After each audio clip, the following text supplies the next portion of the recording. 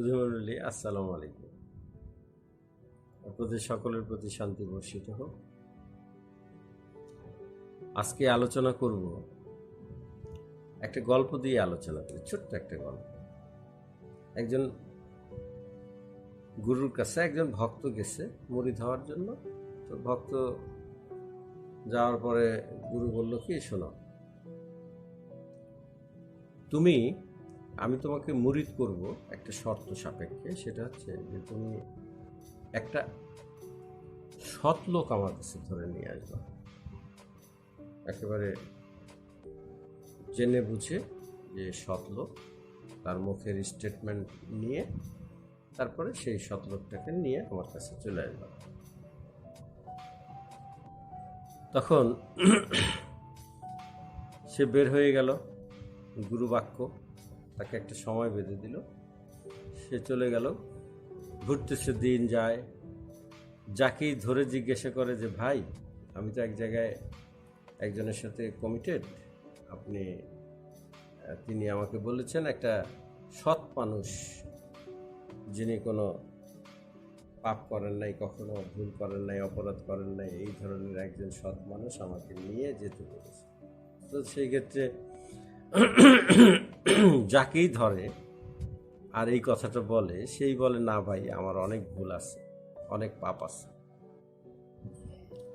তো ভুল পাপ অনেক আছে, কেউ আর এটা স্বীকার করে না যে আমি সুধীশ, আমার কোনো ভুল বা পাপ নাই, কেউ স্বীকার করে না। দিন শেষে উনি ক্লান্ত হয়ে গেলেন। প্রত্যেকটা মানুষ যাকে ধরলো সেই বলল যে, না রে ভাই, আমি আসলে অনেক পাপী, ইত্যাদি ইত্যাদি। তারপরে উনি ক্লান্ত হয়ে গেলেন। দিন শেষে একটা বাড়ির গাছের নিচে গিয়ে বিশ্রামে বসে পড়লেন।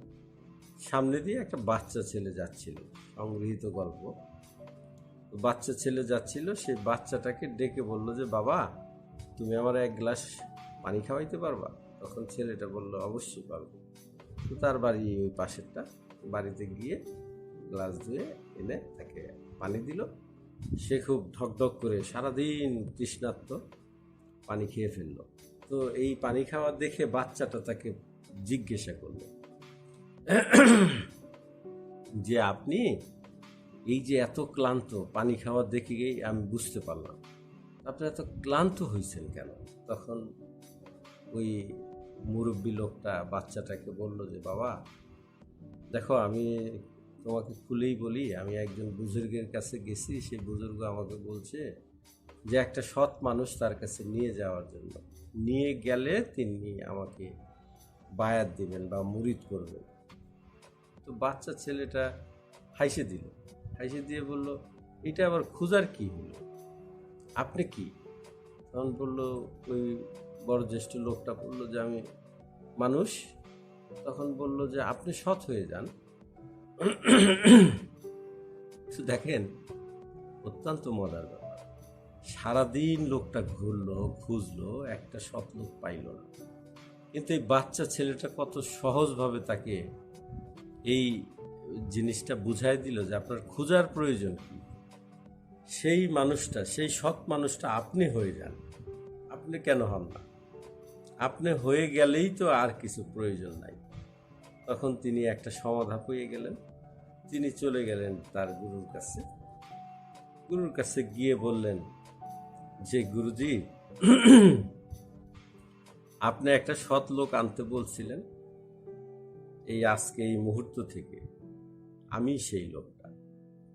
তখন গুরু বললেন, ঠিক আছে, বসো। ওকে মুরিদ করে নিলেন, বায়াত করে দিলেন। তো আমরা সবাই এই জায়গাটাকে যদি একটু চিন্তা করি, তাহলে দেখবেন এই উপমহাদেশের শ্রেষ্ঠ একজন গুণী সাধক, জ্ঞানী সাধক লালন সাঁইজি, আমি সম্মান করি তাকে। এবং এইরকম অসংখ্য সাধকরা আমাদের এই সমাজে পরিবেষ্টিত হয়ে আছে। তো সেই সাধকদের জায়গাগুলি যদি চিন্তা করেন, তারা সৎ না হয়ে সাধকে রূপান্তরিত হতে পারেন। আমি জানি এই সমাজে সৎ হওয়াটা অত্যন্ত জরুরি এবং কঠিন কাজ, তথাপিও এইটার কোনো বিকল্প হয় না, আপনাকেই হতে হবে। সৎ। কেউ এসে আপনাকে সৎ বানায় দিবে এইরকম চিন্তা নিয়ে বসে থাকলে সারা জীবনও আপনি সৎ হইতে পারবেন না, যদি আপনি সৎ নিজে না হন। তাই দেখেন, সৎ অপরিহার্য। আমি যতগুলি এপিসোড তৈরি করেছি, প্রত্যেকটা এপিসোডের মধ্যেই এই ধরেন একটা একটা কথা থাকবেই, যে এই যে এখন যে আলোচনা করলাম, আমার পূর্বের এপিসোডের মধ্যে দুই একটা থাকতে পারে এই কথা, কিন্তু বাস্তবতা হচ্ছে দেখেন এই কথাগুলি বলতে হয় এই কারণে যে আমাদের এই সমাজ 750 কোটি অথবা 850 কোটি, যাই হোক, এই পৃথিবীর লোক সংখ্যার কথা বলছি। এই 850 কোটি মানুষ বিভিন্ন ভূখণ্ডে বসবাস করতেছে। এক একটা ভূখণ্ডের নাম এক এক রকম। কেউ কি কখনো বিবেকের কাছে প্রশ্ন করছেন যে সুইজারল্যান্ডের একটা বাসিন্দা আর এই বাংলাদেশের একটা মানুষের বাসিন্দা, এই দুইটার মধ্যে কতটুকু ডিস্টেন্স এবং তাদের যে বসবাস বা খাদ্য, আরাম, আয়েস সব কিছু যদি বিবেচনা করেন, তাহলে পার্থক্য ডে নাইট, রাত দিনের পার্থক্য, এত উঁচু নিচু প্রভেদ। প্রশ্ন যদি করা হয় যে আল্লাহই তো করছে ভাই, সুইজারল্যান্ডের বাসিন্দা যিনি আর আমি বাংলাদেশের বাসিন্দা, যার যার জায়গা থেকে সবাই সুখী, কিন্তু একবার ভাবা দরকার যে সেই সুখটা কেন সুইজারল্যান্ডের মতো হয় না। সুইজারল্যান্ডের মানুষগুলি দেখেন, এরা কত শান্তিপ্রিয়, আমরা কেন নয়? তাহলে এই প্রভেদগুলি যদি বিবেচনা করেন, স্বর্গরাজ্য এই পৃথিবীতেই আছে, এই রাজ্যগুলিকে যদি বিবেচনা করেন, সেই স্বর্গের মানুষের যেমন চরিত্র হওয়া উচিত, আপনি লক্ষ্য করলে দেখবেন তেমনই চরিত্র তাদের। অতএব আপনার মনে রাখতে হবে যে আপনার বাহিরে সাধকদের কথা হচ্ছে তোমার মধ্যে যে সেই সত্য, আর কিছু নয়, সব ছলচাতুর। আপনার ভিতরেরটাই হচ্ছে সত্য।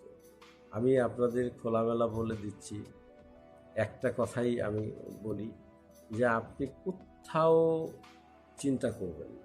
আপনি একজন গুরুকে ধারণ করবেন নিজের অন্তরের অন্তঃস্থলে, আর সেই গুরুর মতাদর্শকে আপনি জেনে নেবেন। মতাদর্শ, কারণ প্রত্যেকটা শাস্ত্রবিদেরই এক একটা দর্শন থাকে। সেই দর্শন যদি আপনার মনোপুত হয়, আপনি গ্রহণ করে নেবেন। মনোপুত না হলে যেখানে হয় আপনি সেখানে নেবেন, কোনো সমস্যা নেই। গৌতম বুদ্ধ অনেকগুলি গুরু পরিবর্তন করছেন, শুধু তার একটাই ডিমান্ড ছিল, জরা মৃত্যুকে জয় করা। এই যে যে পরিবর্তন, নিঃসন্দেহে আপনার ডিমান্ড অনুযায়ী তো আপনি শিক্ষক বা গুরুর কাছে যাবেন। আপনার ডিমান্ড পূর্ণ হয় না, আপনি কেন যাবেন শুধু শুধু? আপনি যেখানে আপনার ডিমান্ড আছে, আপনি আগে স্থির করেন যে আপনার লক্ষ্য কী। আপনার লক্ষ্য স্থির করে তারপরে সেই গুণীজনের কাছে যাবেন, যেই গুণীজনের কাছে আপনার লক্ষ্য, স্থিরকৃত লক্ষ্যে আপনাকে পৌঁছানোর ক্ষমতা রাখে। এইটুকু হচ্ছে আমি সহজ ভাষায় বললাম। দেখেন, আজকের পৃথিবীতে সবাই জ্ঞানী, আমি কাউকে খাটো করতে চাই না, সবাই জ্ঞানী। যিনি একেবারে মূর্খ তিনিও জ্ঞানী কোনো না কোনো দিক। এই জন্য আমাদের দেশে, শরীয়তপুরের দেশে, অর্থাৎ আমার গুরুর দেশে, সেখানে একজন বৃদ্ধ, 80 ঊর্ধ্ব 80 এই বয়সের একজন বৃদ্ধ 4-5 জন স্টুডেন্টকে ডাক দিয়ে ওই একটা কাঠি দিয়ে মাটির মধ্যে অনেকগুলি দাগ দিছে। তো দাগ দিয়ে বলতেছে যে বলতো এখানে আমি কি লিখছি। তখন বলল যে আপনি তো কিছুই লেখেন নাই। বাচ্চারা বলতেছে যে আপনি তো কিছুই লেখেন নাই, এগুলি কিছুই হয় নাই, শুধু আঁকাআঁকি করে রাখছেন। তখন ওই মুরব্বী ওই ছেলেদেরকে বলে, এই বেটা, তুই বোঝোস না, এইটা বলবি। এটা কোনো না কোনো দেশের তো একটা কিছু হয়েছে, তুই বোঝোস না, এটা কেন বললি যে এটা হয় না? তা আমি সেই কথাটা থেকেই বলবো যে হ্যাঁ, পৃথিবীর সব মানুষগুলি জ্ঞানী, নিঃসন্দেহে, কোনো সন্দেহ। যার জ্ঞান, যার চিন্তা চেতনা যা ধরা পড়ে সে তাই বলে। তাই বলে আমার সেখানে কোনো অজুহাত বা কোনো ধরনের বাকবিতণ্ডা নাই। তার পক্ষ থেকে তিনি যা বলছেন, নিঃসন্দেহে আমি মনে করি তিনি সত্যটাই বলেছেন। অতএব আমাদের সমস্ত ভেদাভেদ ভুলে যেতে হবে। আমরা যে শ্রেষ্ঠ, এই শ্রেষ্ঠত্বকে প্রমাণ করতে হবে। পরবর্তী একটা এপিসোডে আমি চিন্তা করব আশরাফুল মাখলুকাত, অর্থাৎ সৃষ্টির সেরা জীব হিসেবে আমরা কিভাবে নিজেকে তৈরি করতে পারব, এই জায়গাটুকু দেখি আগামীতে আমি আলোচনা করতে পারি কিনা। পাশাপাশি ধরেন অনেকে প্রশ্ন করে, আসলে প্রশ্নগুলির উত্তর দিতে গেলে অনেক বড় বড় দীর্ঘ সময় কথা বলতে হয়। তো আমি মনে করি যে যারা আসলে এই কথা বা প্রশ্ন করতে ইচ্ছুক, আপনার আইডিতে প্রশ্ন করে দিবেন, আমি চেষ্টা করব সেইটার উপরে একটা টপিকস তৈরি করে সেটা নিয়ে আমি আলোচনা করব ইনশাআল্লাহ। আমার অনেক আশা যে আমি আপনাদের সাথে শেয়ার করি, জ্ঞানী গুণীদের সাথে, সুধীমণ্ডলীদের সাথে শেয়ার করি, যারা বুঝবে আমার ভাষাটা, আমি যা বুঝাইতে চাচ্ছি, যা বলতে চাচ্ছি। বহু নাস্তিকবাদের সাথে কথা হচ্ছে, আমি নাস্তিক আসলে খুঁজে পাই না। পৃথিবীতে কেউ নাস্তিক না, কেউ আস্তিকও না। কী তাহলে? তাহলে হচ্ছে ভালো মন্দ বিচার করার ক্ষমতা যার আছে, হ্যাঁ, সে কখনোই ওই রকম কোনো সুনির্দিষ্ট বিশেষণে ভূষিত হোক, এই বিষয়টা কিন্তু আমার কাছে খুবই মন্দ লাগে। ফলে আমি বলবো সবাই আমরা মানুষ, সবার জ্ঞান আছে নিঃসন্দেহে, তবে এই জ্ঞানটাকে ব্যবহার করতে হবে, ইউটিলাইজ করতে হবে। জ্ঞানের সংস্পর্শে জ্ঞান আসলে সেই জ্ঞানটা পরিপাটি। ধন্যবাদ, আপনারা ভালো থাকবেন, আপনাদের প্রতি শান্তি বর্ষিত হোক। জয় গুরু।